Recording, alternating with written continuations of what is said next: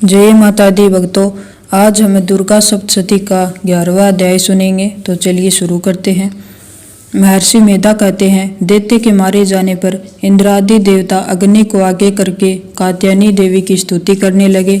उस समय अभीष्ट की प्राप्ति के कारण उनके मुख खिले हुए थे। देवताओं ने कहा, हे शरणागतों के दुख दूर करने वाली देवी, तुम प्रसन्न हो। हे संपूर्ण जगत की माता, तुम प्रसन्न हो। विदेश्वरी, तुम ईश्वर की रक्षा करो, क्योंकि तुम इस चर और अचर की ईश्वरी हो। हे देवी, संपूर्ण जगत की आधार रूप हो, क्योंकि तुम पृथ्वी रूप में भी स्थित हो और अत्यंत पराक्रम वाली देवी हो। तुम्हें विष्णु की शक्ति हो और विश्व की बीज परम माया हो, और तुमने ही संपूर्ण जगत को मोहित कर रखा है। तुम्हारे प्रसन्न होने पर ही यह पृथ्वी मोक्ष को प्राप्त होती है। हे देवी, संपूर्ण विद्याएं तुम्हारे ही भिन्न भिन्न स्वरूप हैं। इस जगत में जितनी स्त्रियां हैं वह सब तुम्हारी ही मूर्तियां हैं। एकमात्र तुमने ही इस जगत को व्याप्त कर रखा है। तुम्हारी स्तुति किस प्रकार हो सकती है, क्योंकि तुम परम बुद्धि रूप हो और संपूर्ण प्राणी रूप स्वर्ग और मुक्ति देने वाली हो। अतः इसी रूप में तुम्हारी स्तुति की गई है। तुम्हारी स्तुति के लिए इससे बढ़कर और क्या युक्तियां हो सकती हैं। संपूर्ण जनों के हृदय में बुद्धि रूप होकर निवास करने वाली, स्वर्ग तथा मोक्ष प्रदान करने वाली हे नारायणी देवी, तुमको नमस्कार है। काल काष्ठा आदि रूप से अवस्थाओं को परिवर्तन करने वाली, प्राणियों का अंत करने वाली नारायणी, तुमको नमस्कार है। हे नारायणी, संपूर्ण मंगलों के मंगल रूप वाली, हे शिवे, हे संपूर्ण प्रयोजनों को सिद्ध करने वाली, हे शरणागत वत्सला, 3 नेत्रों वाली गौरी, तुमको नमस्कार है। सृष्टि स्थिति तथा संहारव की शक्ति भूता सनातनी देवी, गुणों का आधार तथा सर्व सुखमयी नारायणी, तुमको नमस्कार है। हे शरण में आए हुए शरणागतों, दीन दुखियों की रक्षा में तत्पर, संपूर्ण पीड़ाओं को हरने वाली हे नारायणी, तुमको नमस्कार है। हे नारायणी, तुम ब्रह्माणी का रूप धारण करके हंसों से जुते हुए विमान पर बैठती हो तथा कुश से अभिमंत्रित जल छिड़कती रहती हो, तुम्हें नमस्कार है। माहेश्वरी रूप से त्रिशूला, चंद्रमा और सर्पों को धारण करने वाली हे महावर्षभ वाहन वाली नारायणी, तुमको नमस्कार है। मोरों तथा मुकुटों से घिरी रहने वाली, महाशक्ति को धारण करने वाली हे कुमारी रूप धारणी निष्पाप नारायणी, तुम्हें नमस्कार है। शंख चक्र गद्य फर श्रांग धनुष रूप आयुधों को धारण करने वाली वैष्णवी शक्ति रूपा नारायणी, तुम हम पर प्रसन्न हो, तुम्हें नमस्कार है। हे दांतों पर पृथ्वी धारण करने वाली वाराह रूपिणी कल्याणमयी नारायणी, तुम्हें नमस्कार है। हे उग्र नरसिंह रूप से दैत्यों को मारने वाली, त्रिभुवन की रक्षा में संलग्न रहने वाली नारायणी, तुम्हें नमस्कार है। हे मस्तक पर किरीट और हाथ में महावज्र धारण करने वाली, सहस्त्र नेत्रों के कारण उज्ज्वल वृत्रासुर के प्राण हरने वाली इंद्रिय शक्ति, हे नारायणी, तुम्हें नमस्कार है। हे शिवदूती स्वरूप से दैत्यों को महामद को नष्ट करने वाली, हे घोर रूप वाली, हे महाशब्द वाली, हे नारायणी, तुम्हें नमस्कार है। दाढ़ों के कारण विकराल मुख वाली, मुंडमाला से विभूषित मुंड मर्दिनी चामुंडा रूपा नारायणी, तुम्हें नमस्कार है। हे लक्ष्मी, लज्जा, महाविद्या, श्रद्धा, पुष्टि, सौदा, दुर्वा, महारात्रि तथा महाविद्या रूपी नारायणी, तुमको नमस्कार है। हे मेधा, सरस्वती, सर्वोत्कृष्ट ऐश्वर्य रूपिणी पार्वती, महाकाली, नित्यंता तथा ईश्वर रूपिणी नारायणी, तुम्हें नमस्कार है। हे सर्व रूप सर्वेश्री, सर्वशक्ति युक्त देवी, हमारी भय से रक्षा करो, तुम्हें नमस्कार है। हे कात्यायनी, तीनों नेत्रों से भूषित यह तेरा सौम्य मुख सब तरह के डरों से हमारी रक्षा करे, तुम्हें नमस्कार है। हे भद्रकाली, ज्वालाओं के समान भयंकर, अति उग्र एवं संपूर्ण असुरों को नष्ट करने वाला तुम्हारा त्रिशूल हमें भयों से बचावे, तुमको नमस्कार है। हे देवी, जो अपने शब्द से इस जगत को पूरित कर दैत्यों के तेज को नष्ट करता है, वह आपका घंटा इस प्रकार हमारी रक्षा करे, जैसे कि माता अपने पुत्रों की रक्षा करती है। हे चंडिके, असुरों के रक्त और चर्बी से चर्चित जो आपकी तलवार है, वह हमारा मंगल करे, हम तुमको नमस्कार करते हैं। हे देवी, तुम जब प्रसन्न होती हो तो संपूर्ण रोगों को नष्ट कर देती हो, और जब रुष्ट होती हो तो संपूर्ण वांछित कामनाओं को नष्ट कर देती हो, और जो मनुष्य तुम्हारी शरण में जाते हैं उन पर कभी विपत्ति नहीं आती, बल्कि तुम्हारी शरण में गए हुए मनुष्य दूसरों को आश्रय देने योग्य हो जाते हैं। अनेक रूपों से बहुत प्रकार की मूर्तियों को धारण करके इन धर्म द्रोही असुरों का तुमने संहार किया है।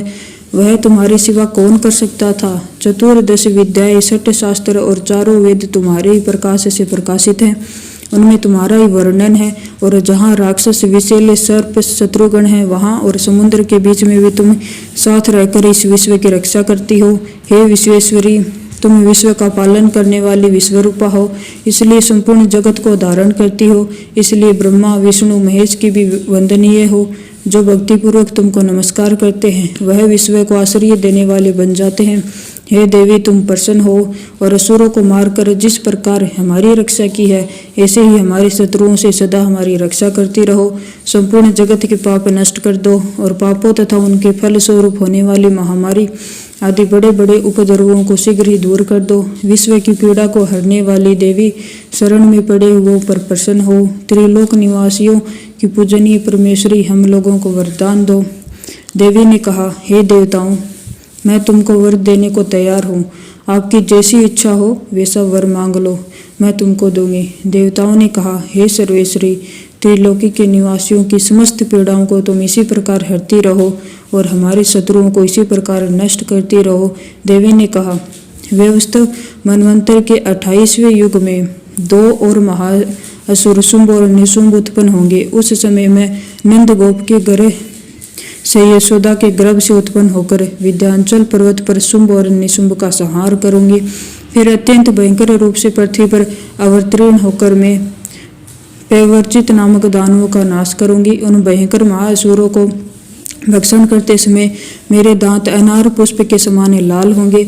इसके पश्चात स्वर्ग में देवता और पृथ्वी पर मनुष्य मेरी स्तुति करते हुए मुझे रक्तदंतिका कहेंगे। फिर जब 100 वर्षों तक वर्षा न होगी तो मैं ऋषियों की स्तुति करने पर आयोनिज नाम से प्रकट होंगी और अपने 100 नेत्रों से ऋषियों की ओर देखूंगी। अतः मनुष्य शताक्षी नाम से मेरा कीर्तन करेंगे। उसी समय मैं अपने शरीर से उत्पन्न हुए प्राणों की रक्षा करने वाले शाकों द्वारा सब प्राणियों का पालन करूंगी और तब इस पृथ्वी पर शाकंभरी के नाम से विख्यात होंगी। और इसी अवतार में मैं दुर्ग नामक महाअसुर का वध करूंगी और इससे मैं दुर्गा देवी के नाम से प्रसिद्ध होंगी। इसके पश्चात जब मैं भयानक रूप धारण करके हिमालय निवासी ऋषियों, महर्षियों की रक्षा करूंगी, तब भीमा देवी के नाम से मेरी ख्याति होगी। और जब फिर अरुण नामक असुर तीनों लोकों को पीड़ित करेगा, तब मैं असंख्य भ्रमरों का रूप धारण करके उस महादैत्य का वध करूंगी। तब मैं स्वर्ग और मृत्युलोक में मनुष्य मेरी स्तुति करते हुए मुझे ब्राह्मणी नाम से पुकारेंगे। इस प्रकार जब जब पृथ्वी राक्षसों से पीड़ित होगी, तब तब मैं अवतरित होकर शत्रुओं का नाश करूंगी। इससे अगला हम अगले अध्याय में सुनेंगे और अगला अध्याय है 12वां अध्याय। तो चलिए 12वां अध्याय शुरू करते हैं। देवी बोली, हे देवताओं, जो पुरुष इन स्त्रोतों द्वारा एकाग्रचित होकर मेरी स्तुति करेगा उसके संपूर्ण कष्टों को निसंदेह हर लूंगी। मधुकेटभ के नाश, महिषासुर के वध और शुंभ तथा निशुंभ के वध की जो मनुष्य कथा कहेंगे, मेरे महात्म्य को अष्टमी, चतुर्दशी व नवमी के दिन एकाग्रचित से भक्ति पूर्वक सुनेंगे, उनको कभी कोई पाप न रहेगा। पाप से उत्पन्न हुई विपत्ति भी उनको न सताएगी। उनके घर में दरिद्रता न होगी और न उनको प्रियजनों का विक्षय होगा। उनको किसी प्रकार का भय न होगा। इसलिए प्रत्येक मनुष्य को भक्ति पूर्वक मेरे इस कल्याणकारक महात्म्य को सदा पढ़ना और सुनना चाहिए। मेरा यह महात्म्य महामारी से उत्पन्न हुए संपूर्ण उपद्रवों एवं 3 प्रकार के उत्पातों को शांत कर देता है। जिस घर व मंदिर में या जिस स्थान पर मेरा यह स्त्रोत विधि पूर्वक पढ़ा जाता है, उस स्थान का मैं कभी भी त्याग नहीं करती और वहाँ सदा मेरा निवास रहता है। बलिदान, पूजा, होम तथा महोत्सवों में मेरा यह चरित्र उच्चारण करना तथा सुनना चाहिए। ऐसा हवन या पूजन मनुष्य जानकर या बिना जाने करे, मैं उसे तुरंत ग्रहण कर लेती हूँ। और शरद काल में प्रत्येक वर्ष जो महापूजा की जाती है, उसमें मनुष्य भक्तिपूर्वक मेरा यह महात्म्य सुनकर सभी विपत्तियों से छूट जाता है और धन धान्य तथा पुत्र आदि से संपन्न हो जाता है। और मेरे इस महात्म्य व कथाओं इत्यादि को सुनकर मनुष्य निर्भय हो जाता है और महात्म्य के श्रवण करने वाले के शत्रु नष्ट हो जाते हैं तथा कल्याण की प्राप्ति होती है और उनका कुल आनंदित हो जाता है। सब कष्ट शांत हो जाते हैं तथा भयंकर सौपने दिखाई देना तथा घरेलू दुख इत्यादि सब मिट जाते हैं। बाल ग्रहों में ग्रसित बालकों के लिए यह मेरा महात्म्य परम शांति देने वाला है। मनुष्य में फूट पड़ने वाली यह भली भांति मित्रता कराने वाला है। मेरा यह महात्म्य मनुष्य को मेरी जैसी सामर्थ्य की प्राप्ति कराने वाला है। पशु पुष्प अर्घ्य धूप गंध दीपक इत्यादि सामग्रियों द्वारा पूजन करने से, ब्राह्मणों को भोजन करा के हवन करने से, प्रतिदिन अभिषेक करके, नाना प्रकार के भोगों को अर्पण करके और प्रत्येक वर्ष दान इत्यादि करके जो मेरी आराधना की जाती है और उससे मैं जैसी प्रसन्न हो जाती हूँ वैसी प्रसन्न मैं इस चरित्र के सुनने से हो जाती हूँ। यह महात्म्य श्रवण करने पर पापों को हर लेता है तथा आरोग्य प्रदान करता है। मेरे प्रादुर्भाव का कीर्तन दुष्ट प्राणियों से रक्षा करने वाला है, युद्ध में दुष्ट दैत्यों का संहार करने वाला है। इसके सुनने के बाद मनुष्य को शत्रुओं का भय नहीं रहता है। हे देवताओं, तुमने जो मेरी स्तुति की है अथवा ब्रह्मा जी ने जो मेरी स्तुति की है वह मनुष्यों को कल्याणमयी बुद्धि प्रदान करने वाली है। वन में, सुने मार्ग में अथवा दावानल से गिर जाने पर, वन में चोरों से गिरा हुआ या शत्रुओं द्वारा पकड़ा हुआ, जंगल में सिंहों से, व्याघ्रों से या जंगली हाथियों द्वारा पीछा किया हुआ, राजा के क्रोध हो जाने पर मारे जाने के भय से, समुद्र में नाव के डगमगाने पर, भयंकर युद्ध में फंसा होने पर, किसी भी प्रकार की पीड़ा से पीड़ित, घोर बाधाओं से दुखी हुआ मनुष्य मेरे इस चरित्र को स्मरण करके संकट से मुक्त हो जाता है। मेरे प्रभाव से सिंह, चोर या शत्रु इत्यादि सब भाग जाते हैं और पास नहीं आते। महर्षि ने कहा, प्रचंड पराक्रम वाली भगवती चंडिका यो कहने के पश्चात सब देवताओं के देखते ही देखते अंतर्धान हो गई और संपूर्ण देवता अपने शत्रुओं के मारे जाने पर पहले की तरह यज्ञ भाग का उपभोग करने लगे और उनको अपने अधिकार फिर से प्राप्त हो गए तथा युद्ध में देवताओं के शत्रुओं शुंभ व निशुंभ के देवी के हाथों मारे जाने पर बाकी बचे हुए राक्षस पाताल में चले गए। हे राजन, इस प्रकार भगवती अंबिका नित्य होती हुई भी बार बार प्रकट होकर इस जगत का पालन करती है, इसको मोहित करती है, जन्म देती है और प्रार्थना करने पर समृद्धि प्राप्त कर देती है। हे राजन, भगवती ही महाप्रलय के समय महामारी का रूप धारण करती है और वही संपूर्ण ब्रह्मांड में व्याप्त है और वही भगवती समय समय पर महाकाली तथा महामारी का रूप बनाती है और स्वयं अजन्मा होती हुई भी सृष्टि के रूप में प्रकट होती है। वह सनातनी देवियों का पालन करती है और वही मनुष्य के अभ्युदय के समय घर में लक्ष्मी का रूप बनाकर स्थित हो जाती है तथा अभाव के समय दरिद्रता बनकर विनाश का कारण बन जाती है। पुष्प, धूप और गंध आदि से पूजन करके उसकी स्तुति करने से वह धन एवं पुत्र देती है और धर्म में शुभ बुद्धि प्रदान करती है। जय माता दी भक्तों।